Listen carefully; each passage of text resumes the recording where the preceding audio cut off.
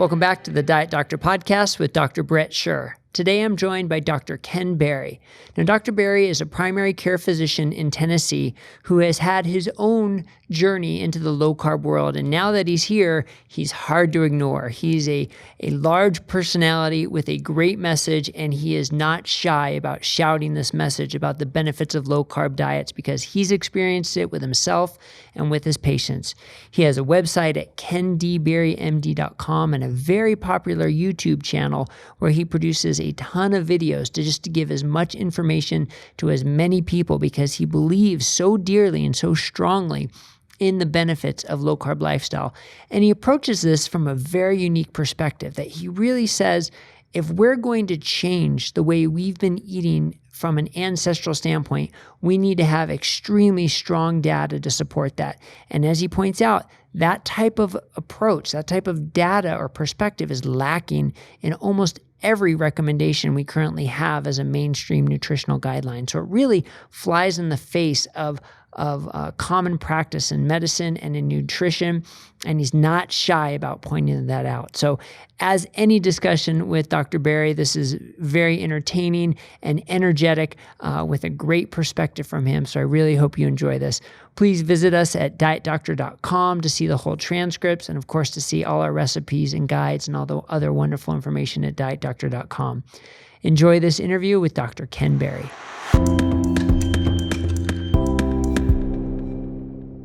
Dr. Ken Berry, thank you so much for joining me on the Diet Doctor Podcast. Hey, Brett, my pleasure. Good to be with you. Truly a pleasure to have you here. I mean, you're so prolific in your information that you provide on your YouTube channel and your Facebook. And I want to get into a little bit about your journey because you've been out in practice as a primary care doctor for about 20 years now. And I know the way you started is not the way you're practicing now. And I'm sure it's been a crazy, eye-opening journey for you. So tell us a little bit about that background and about the journey, and then we'll get into some of the specifics of what you're doing now. Sure. So I graduated in 2000 from a state university medical school in Tennessee and was trained allopathically and practiced traditional allopathic medicine. If you came to me and you were morbidly obese and diabetic and had high cholesterol, I would immediately start you on two medications, three actually, two for diabetes, one being a statin for your cholesterol, and I would tell you to join Weight Watchers. Right. And I would tell you that you need to lose some weight because it's not healthy being that's overweight. And it's very simple. It's simple science. You just eat less and move more. That's all you have to do. It's calories in, calories out. And I fully believed that. I fully believed that the laws of thermodynamics applied to human nutrition and trying to lose fat or adipose tissue. I thought that applied. Right. And so therefore it was simple science. You just had to get up off the couch, put down the Cheetos and the bacon, and you would start to lose weight. And that's as simple as it got. And at that time, when I started practice, I was a relatively slender, healthy, young physician. I had my own health, and I just noticed through the years that people kept getting fatter and sicker, and their A1Cs kept going up, and their inflammatory markers kept going up. And you know this as a doctor, you always secretly suspect your patients are non-compliant. Right, non-compliant. They're just not listening to me. That's the great protector of a doctor's pride and self-esteem is that these people aren't listening to me, right? And so about 32 to 35, I started to gain weight and become very inflamed. And at one point at my worst, most unhealthiest, I was 297 pounds. Really? A1C was 6.2. Oh, so wow. Well into pre-diabetic, working on becoming a type 2 diabetic, chronic joint pain, chronic reflux, severe reflux, dandruff, allergies, itchy skin, everything was inflamed and I felt miserable. But you knew you were compliant with your message, right? Exactly. I knew that and that's the thing. And so the next step for me was I got to start practicing what I preach because that, if you know me, you know that's an integral part of me is I lead by example. I walk the walk. That's what I do. Either walk the walk or go home. Yeah. And so I thought, well, I'm obviously eating crap and sitting on the couch too much. And so I climbed up in the attic and got all my nutrition notes down. which, the listeners may see is this huge, tomes, and it literally was a paperback book about 3/8 of an inch thick, and maybe a half semester's notes, probably a quarter semester, because it was only one day a week we had nutrition. Right. Which is more than most people got, by the way, I would say. That sounds like a lot. And so let me explain that a little more, because I don't touch on this often. What we were really taught in our nutrition class was how to take over the nutrition for a very sick patient. Right. So if you'd been in a car wreck and you were unconscious and you were in the ICU, they taught us how to calculate your total calorie needs, your total protein, and how to feed you parentally, and so that until you recovered, then you could take back over yourself. Right. Or if you were in the burn units, you know your calories and your fluids, you have to double and triple that for somebody with a severe burn. So really the bulk of my nutrition education was how to take over the nutrition of somebody who couldn't feed themselves. Mm-hmm. So maybe out of that half semester, maybe 10% of that, probably less, was the caring feeding of just a normal human out on the street. Yeah. And I can sum it up in 3 statements that we were taught. Number 1, eat lots of whole grains. Number 2, eat no saturated fat. And number 3, jog. Yeah. Like that is the totality of my medical school nutrition education on how to just give a normal guy with a wife and a job and a family and a dog and a recliner, this is what I should tell him to do. And that is the totality of what I was taught. And so I'm like, okay, I got that. 3 basic premises there. I'm going to implement those immediately. And so I got rid of all saturated fat. I had lots of whole grains, and I even spent the extra money for the stone ground, blah, blah, blah.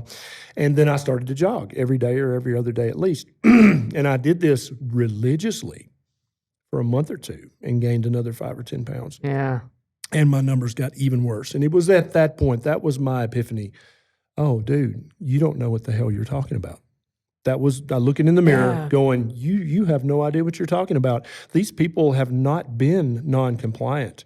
You've just been giving ignorant advice to all your patients who you thought you were helping.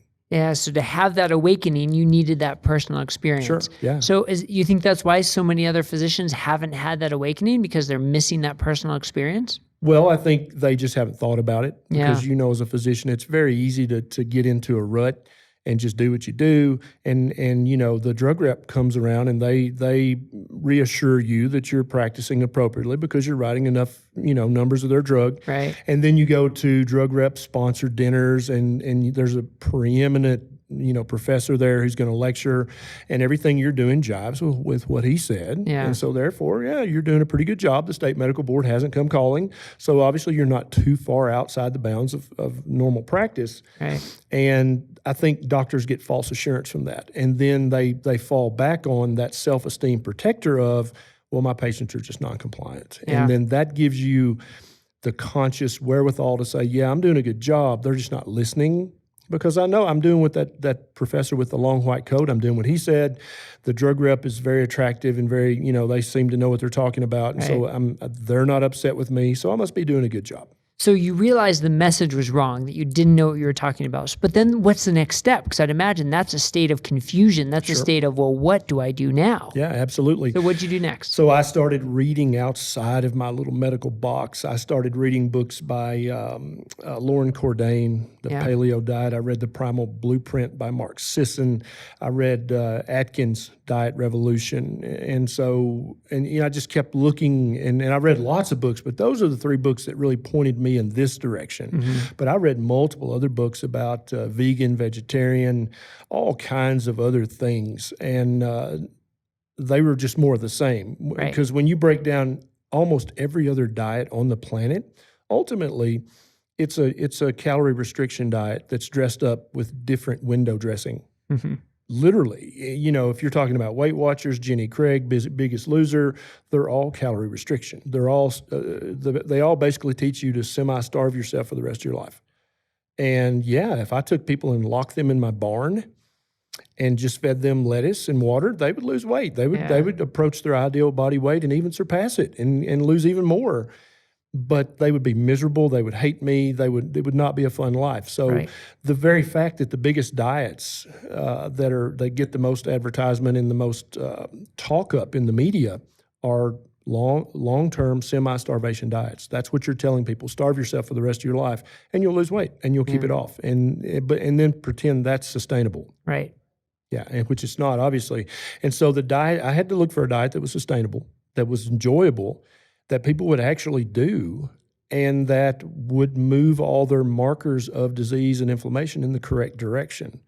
And so I thought, well, this high fat or high protein, moderate fat, that and low carb, that was kind of everybody's message on that side of the fence, is you got to cut out all the grains and sugars and carbs and stuff. And I thought, okay, that's exactly backwards to everything I thought I knew. Right.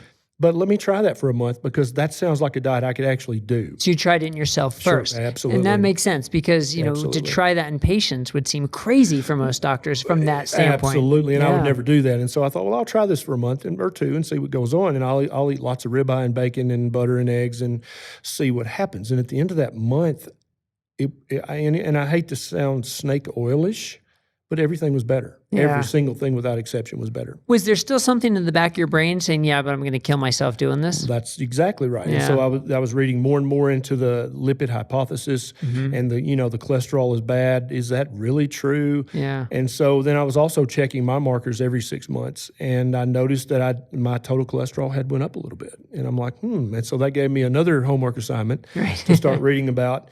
But I felt better, and my A1C was better. And I've always been a bit of a contrarian just by my nature. And so the drug rep who sells statins will focus you on how important lowering someone's LDL cholesterol is. Yeah. And they'll exclude everything else. They won't even talk about it. But most doctors will hearken back if I remind them, an elevated A1C, being a diabetic, that's probably a bigger risk factor for heart disease, stroke, and all the other complications.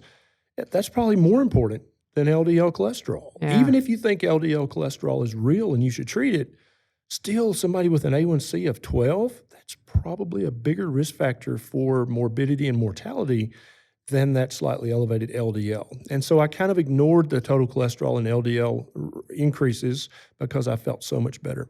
I could actually talk to patients without constantly having to clear my throat and move my neck and swallow because of the chronic severe GERD reflux. Wow. It was really, really bad. Is that bad? It was really bad.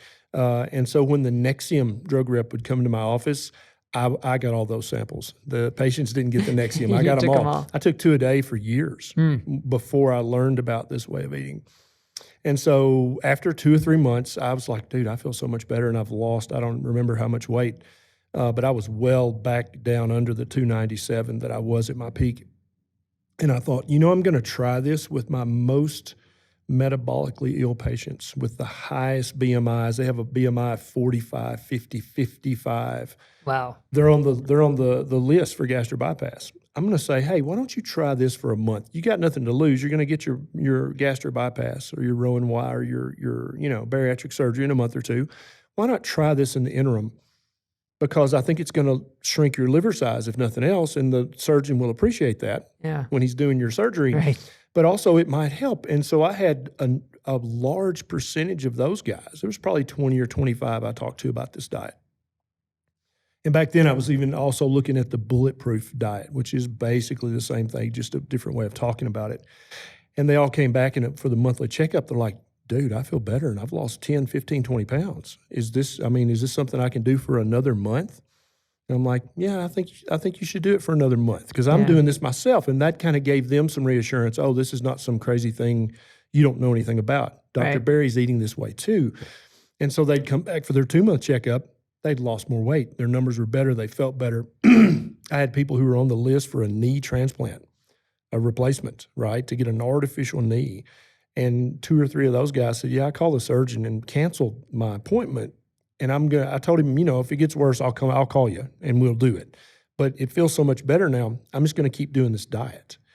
And as a doctor, anything that makes everything better, you're like, that sounds fishy. Right? Exactly. Right. And so, but I'm like, but these are real guys. These are patients I've known for 5, 6, 7 years. These guys are salt of the earth. Real people. They got no dog in the race. They just want to feel better and not have potentially life-threatening and definitely life-altering surgery. and they enjoy the diet. And Yeah. they're not getting tired of this diet. They actually enjoy it. They want to do it for another month. They're asking me, pretty please, can I eat this for another month? And that's got to change your perspective of work and your interaction with your patients and your enjoyment of work and seeing this whole new field open up. So on the one hand, it's sort of like invigorating.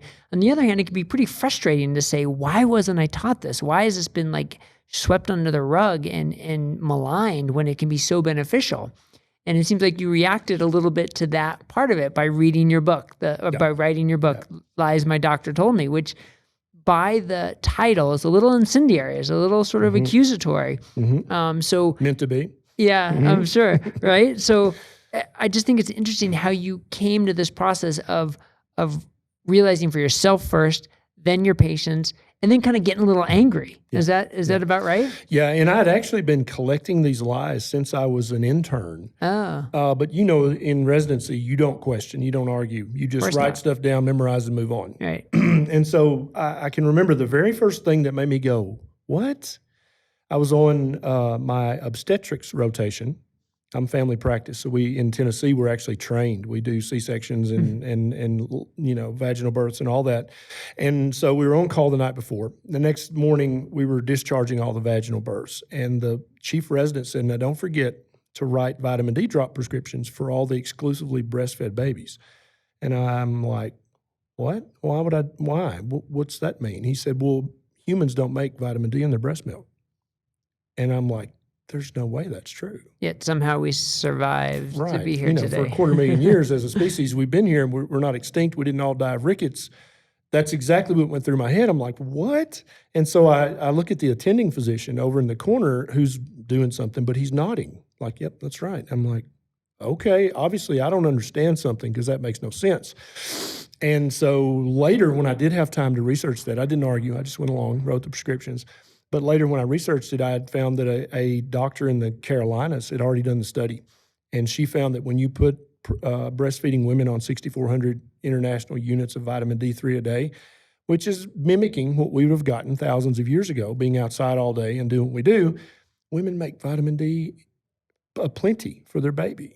And so looking back, my chief resident was a very smart guy. Very intelligent, very well-read. My attending, obviously, was the attending at a teaching university for a reason. Very smart guy. Right. But they both had no idea. Not only they were wrong about that fact, but the underlying concept of how did we get here if that is in fact true. Right. And to me, that blew me away. Like I looked up to those guys and still do. They're very intelligent when it comes to certain things.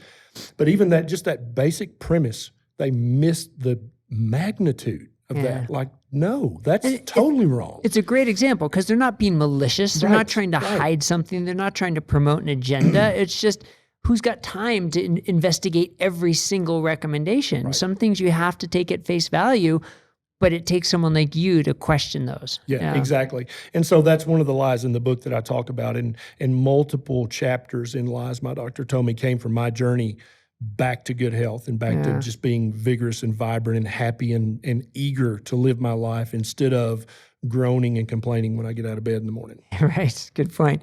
So there's a number of examples you have in your book, and one is whole grains, healthy whole grains, right? So this concept of healthy whole grains came by comparing whole grains to refined grains. No question, it's going to be better for you.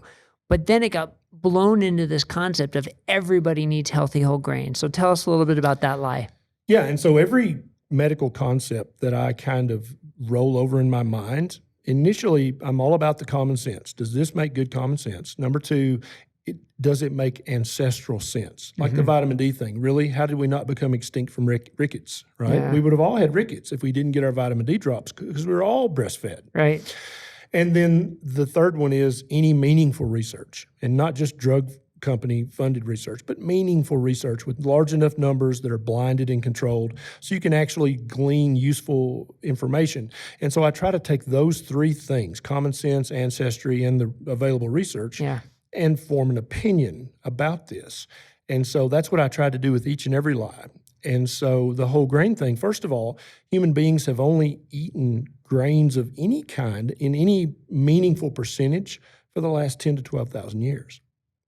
And so we've been on this planet as a species for at least 200,000 years.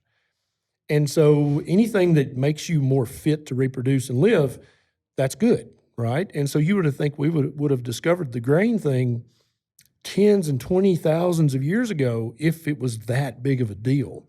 And so I'm always suspicious of any new finding or discovery that flies in the face of our ancestry and just good old common sense. Right. And immediately that flies in the face of two of them, right? And then when you start to look at any meaningful research about grains or whole grains, it's ridiculous. There's nothing there. And so therefore, yeah, you don't need grains at all. Our ancestors, for 99.95% of our existence on this planet, maybe ate a grain every now and then by accident. They might have eaten a grass seed as they were picking up the meat off the ground, but they didn't go out of their way to look for grains or to try to grow grains. That's not what they did. You know what's interesting is there's sort of new data or people trying to come up with new anthropological data saying, no, we did have grains earlier than we thought. But even if you accept that as true, it's still a drop in the bucket in terms of the long-term evolution. And though then you apply it to modern day. Yeah. And the people we're talking about today are not the people we were in evolutionary time, who were active all day long, who were in the sun all day long, who never sat, who weren't eating at all-you-could-eat buffets and junk food and processed foods. So even removing all that and saying just modern day studies of whole grains, what do you find in your patients when they eat whole grains and how they do? Every patient, without exception, their inflammation gets better, and that can be inflammation in their skin or their gut or their joints or their brain, their mental activity. The inflammation and the consequences of that inflammation get better when I tell my patients to remove all grains, even stone ground, organic, non-GMO whole grains. Yeah. They get better physically and mentally. And so then there you go, there's that confirmation of not only does it not make any common sense or ancestral sense, there's no real research to support it. And so if you come to me with some new thing like, oh, everybody needs this now, if you're going to try to override the common sense of the situation and the ancestral appropriateness of it, you better have some damn good research. I mean, some over-the-top research if you hope to cancel out the ancestral appropriateness and the common sense of the situation. Because that's why we do research. So you mean not like a weak observational study with a hazard ratio of 1.1? Exactly right. Yeah, you don't even come to me with that, because if you're going to tell me that what we've done for the last 200,000 years is dumb, you better have some over-the-top controlled research that proves that, or I'm not going to listen to you. Yeah. How about dairy? What do you have to say about milk and dairy? And so let me, as a method of full disclosure, let me tell you, I grew up being a milk baby. When I was playing football in high school, I used to drink a gallon of milk a day. A gallon? Yes, every day. And I thought that was really going to build my bones and muscles and make me a better ball player. And so don't think I've always hated dairy. That's not who I am. I grew up on milk, okay? And so you didn't leave my grandmother's house without having at least one glass of milk. That was, you would get a spanking. I mean, it was mandatory. You had to drink your milk. And so then the more I started to look at this, I'm like, wait a minute, we've only been ingesting dairy products like this for about 8,000 or 9,000 years. I mean, you know, of course we had it before, but once a human being was weaned from the breast, they drank water their entire life. That's it. That was it for 99.99% of our time on this planet. There you go. There's your ancestral appropriateness. We didn't do that.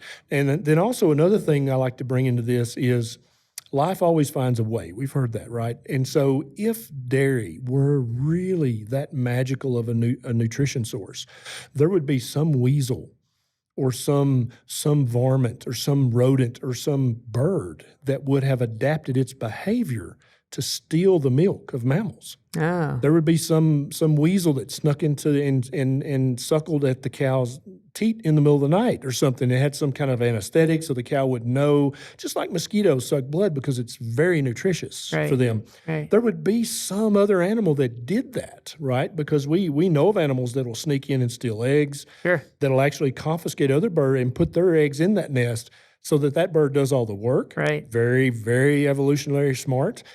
But there is no example of any other animal stealing the milk of mammals. It just doesn't happen. And so that's weird. Also, no mammal drinks the milk of another species of mammal. There is no example of that in biology. Okay. And a big part of my training was comparative anatomy and animal biology. And so that didn't happen. And that doesn't make sense. If it's such a great source of nutrition, some animal would have found a way to steal that nutrition, because that's what animals do. Yeah. We try to get stuff the easiest way possible. But no animal ever did that. And so then with all that in the back of my head, I started looking at the research. There's none there. There's no meaningful research that trumps all those other things. And then we go back to how I live my life. If you're going to tell me this common sense thing is wrong, you better have some good data to back that up. That's very hard data that can't even be argued with. And nobody has that. And so I stopped drinking milk. And that's one of the biggest reasons that my chronic allergies and my chronic dandruff and that helped the reflux as well. All those things got better when I stopped any liquid dairy at all. And so the only dairy I'll even entertain now is whole full-fat cheese, real cheese, or butter, or ghee, maybe some heavy cream every now and then, but I just don't touch liquid milk because it's made for the species that made it. And I used to tell my patients, if you want to gain weight as quickly as possible, then you need to drink lots of cow's milk every day, because that's why cows make their milk like they do, because the calf has to gain about 1,200 pounds in a year.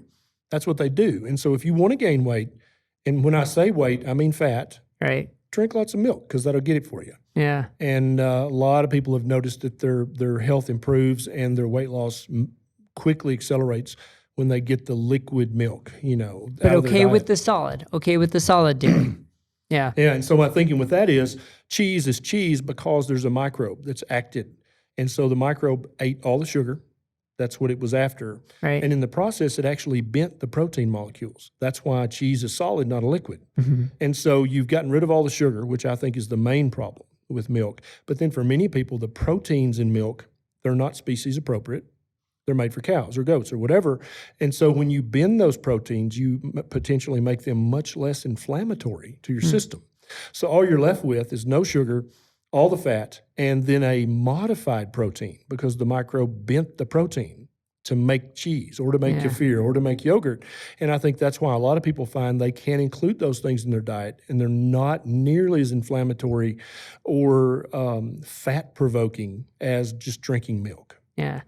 Two really good examples of your thought process, which I think is very helpful. And, it's interesting how people would sort of react to that thought process, because some people would say, oh, well, that's not based in science. Show me the study. Right. But your thought process is saying, show me the study to counteract the hundreds of thousands of years of evidence. Yeah. And so how are people reacting to this? I mean, both from, sort of an accusatory standpoint almost versus a science standpoint. How are physicians and I get the full spectrum of reactions, as you probably do as well. Yeah. But if somebody's really sick, metabolically ill, very, very inflamed, and they feel bad, and they try this, then they feel better. Right.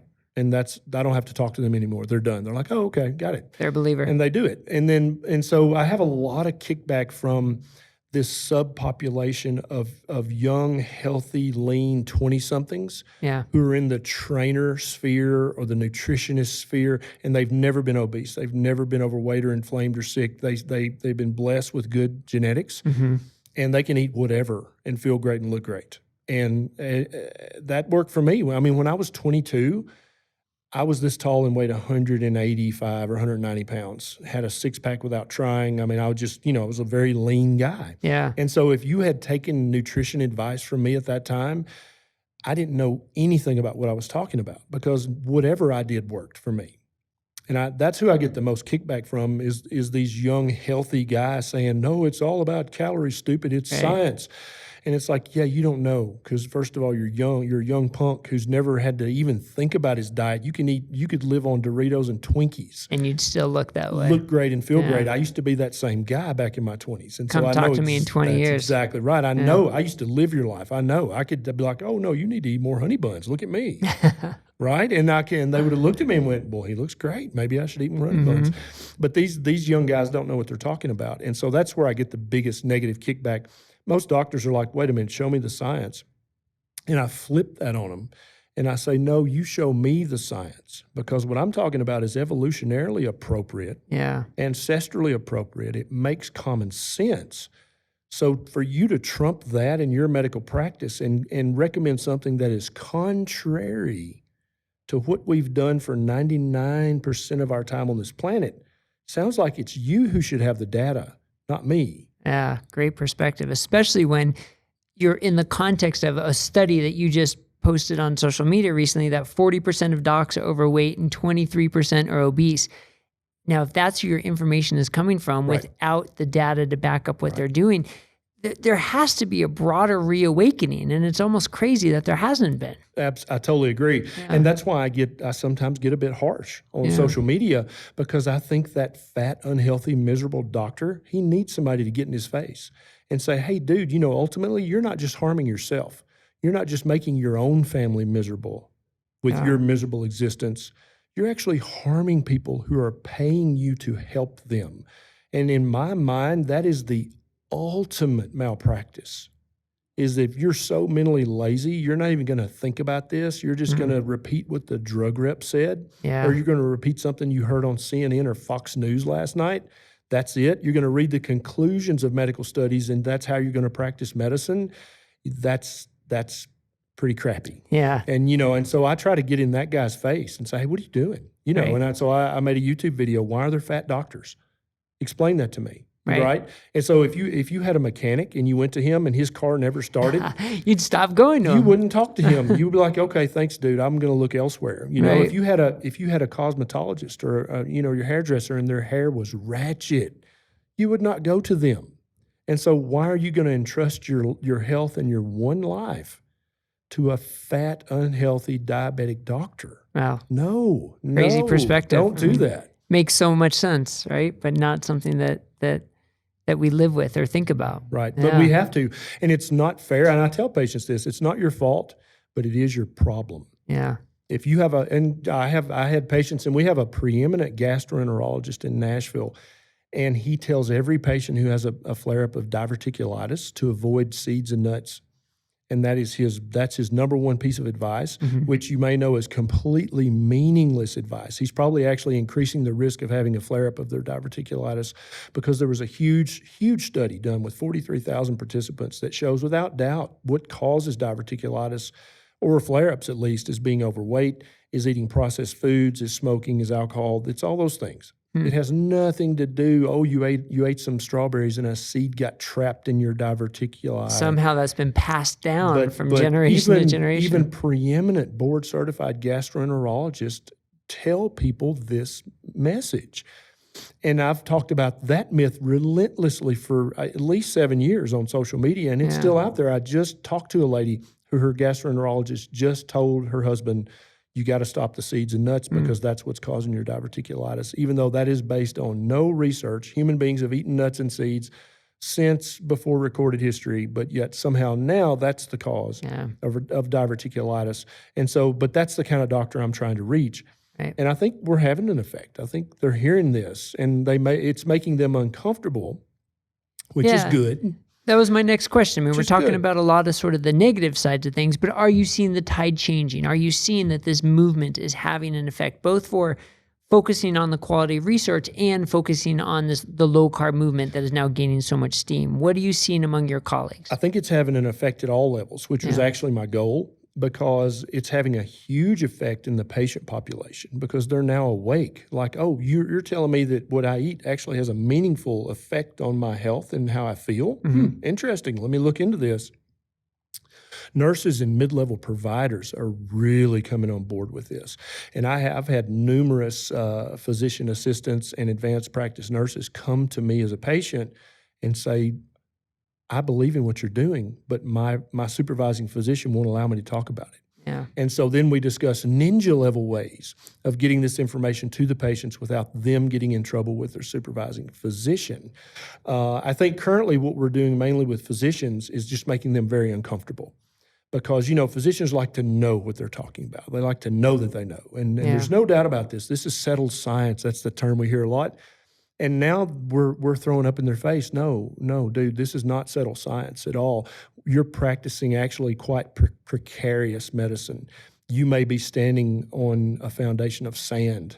You may be giving your patient bad advice. And if that makes a doctor uncomfortable, good. Yeah. Because doctors' jobs are to think and to read and to research and to read outside their field of specialty.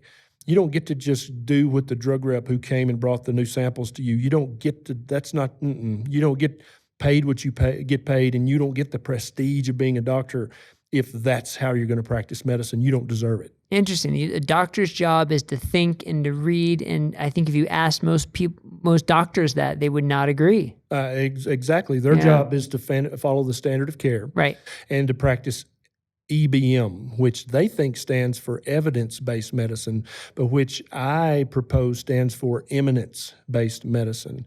And so whatever the guy with the longest white coat in the room says, that's what we're all going to do. That's asinine. I mean, you are literally harming your patients if you practice that kind of EBM, which I would posit is the most common kind of EBM practiced. And it's supposed to be evidence-based, like, oh, we tell you this because it's based on all this research. But in reality, especially when you start talking about things like statins and the new medications for type 2 diabetes and all that kinds of stuff, there's no meaningful research that backs these drugs up, right? Yeah. Nobody looks at all-cause mortality if you're taking these drugs. They just look at, it lowered your A1C by 1/10 of a point. And they don't even compare it to the other drugs on the market. They just compare it to placebo. Right. So these studies are weak to start with, and then you're going to base your entire practice on that? Yeah. Come on. Great perspective about the eminence-based medicine. There's just a study that came out in JAMA looking at the guidelines by the American Heart Association, American College of Cardiology, and how many of them are truly evidence-based. It was like 10% are actually based on high-quality evidence. The majority of them are consensus statement, but somehow a consensus statement becomes evidence-based medicine. That's exactly right, yeah. And so if you get a bunch of old doctors in a room with long white coats and let them discuss something and come up with their opinion, somehow that's evidence? That's research? I don't think so. So when it comes to treating metabolic disease, when it comes to treating diabetes in your 20-year career, have you seen anything even remotely as effective as a low-carb diet? Nothing ever. Nothing ever. If you could patent a pill that does everything that a low-carb diet does, you would be a trillionaire. Yeah. But there is no medication. There is nothing except, and I've started calling it the proper human diet, because if I'm giving you a slow poison every day, you're going to be sick. I'm not going to kill you today or even tomorrow. You might not die for 25, 30 years. Yeah. But I'm poisoning you a little bit each day. You're going to have inflammation. You're going to have bad lab markers. You're not going to feel good. You're going to be irritable. You're going to get obese, too overweight or too skinny. You're just not going to be healthy and vibrant and vigorous. And so then when I remove that slow poison from your diet and you get better, everybody's surprised by that? Really? Is that shocking? And so I think what most low-carb diets do is they remove the slow poison of sugar, grains, and industrial seed oils. That's the three big steps of any ancestrally appropriate diet. And people get better. Yeah. But it's not because you've added something magical to their diet or to their medical regimen or to their supplement regimen. That has nothing to do with this. What you've done is you've just stopped poisoning that mammal.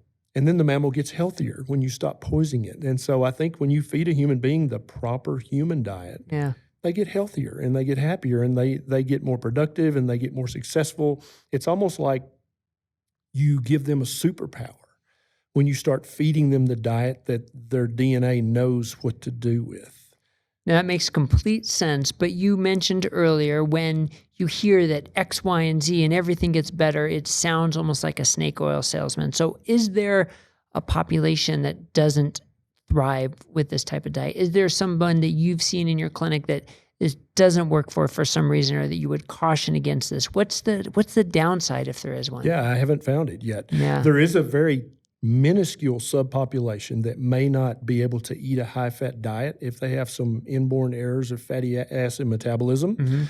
They may not be able to eat this diet. And I was doing research to do a YouTube video about this population, but literally in the U.S., it's about 750 people in the entire U.S. who cannot eat a high-fat diet because they just can't digest that much fat. Everybody else can do it. Yeah. There is no patient population who shouldn't eat this way. At least I've yet to find them. What about, doc, I don't have a gallbladder, I can't eat fat? Right. And so I've had that question hundreds of times on the Facebook Lives that we do. Yeah. And so I'll have that question, like, I don't have a gallbladder, I can't do keto, right? And then I have about 80 to 150 people chime in the comments and say, no, I don't have a gallbladder and I'm doing great. And so we have all these N=1 experiments, right? All this anecdotal evidence, but you yourself know when you've got 1,000 anecdotes, that's probably something you should pay attention to. Yeah. And so I think if you don't have a gallbladder, you can eat low carb. I think if you have thyroid problems, you need to eat low carb. If you have fatty liver, you absolutely must eat low carb to reverse that. Gastric bypass, yes, you can eat keto low carb. You could just keep asking me the questions. And so that's why I've started calling it the proper human diet, because then it makes that question silly. Hey, doc, I don't have a gallbladder. Can I eat the proper human diet? And you're like, think about your question. Right. Yes, of course you can. Yeah. Yeah. And so now when they say, I have X, can I eat the proper human diet? It becomes a silly question. Of course you should eat the proper human diet. I'm sorry that you had the misfortune of having one of your body parts taken out by a surgeon that you may or may not have needed done, but you still need to eat the proper human diet, because that's what we're talking about here. Right. Do you coach people to sort of ease into it at different levels, maybe if they don't have a gallbladder, or if they have kidney disease, or if they have some other medical conditions, as opposed to somebody who just wants to lose weight and jump into it? Or can everybody transition the same? I think the transition period can be different for different people. And I think for some people, it probably needs to be different. Yeah. If you're treating a severe alcoholic, there are some alcoholics who are young and healthy. You can just put them in rehab and cold turkey them, and it's perfectly safe to do that. And you know that as a doctor. There are other very sick alcoholics who you run the risk of seizures and electrolyte abnormality, all kinds of stuff. And so you might wean them slowly over a month or two. But both of those guys need to stop the alcohol because they're alcoholics. Same goes for eating lots of carbs and sugars and industrial seed oils. Some people might feel terrible, and you might increase the risk of having certain things if they transition too quickly. It doesn't mean they shouldn't eat the proper human diet. It just means they might need to take a month or two or three. And for some people, it's a social thing. None of their family's on board with this. And so if they did an overnight change, it would just destroy the household dynamic. And so they can't do that. Other people who are young and metabolically healthy, I think they can switch to low carb overnight. I think there's zero danger of doing that. But yeah, I think different people should come at this with different speeds, just like some alcoholics need to wean slower than others. Good analogy. Is a carnivore diet a proper human diet? I think for many people it is. Yeah. When I first started low carb, high fat, the ancestral, the primal, there was a big proponent in the paleo community who was carnivore. And I thought, yeah, it's a little too much. I don't know about that, right? But then, and so I kind of came to low carb, then keto. And then now I consider the carnivore diet, which is eating only animal products, only full fat animal products. Some people think it's eating only red meat, but I think probably thinking again of the common sense and the ancestry of this, we probably ate nose to tail. We ate the liver and we used the bones. We ate the whole animal. I think that the carnivore diet is a subset of the ketogenic diet. And I've actually had people comment, well, I'm going to unfollow you because now you're carnivore. You're not keto anymore. I'm like, no, I think carnivore is the ultimate ketogenic diet. I think it's the ultimate low carb diet because it's almost zero carb. And I have been eating carnivore or carnivore-ish for months, over a year now. And it's actually taken me a step further in reclaiming my health. And I actually feel better now at 50, being a carnivore, than I felt at 35.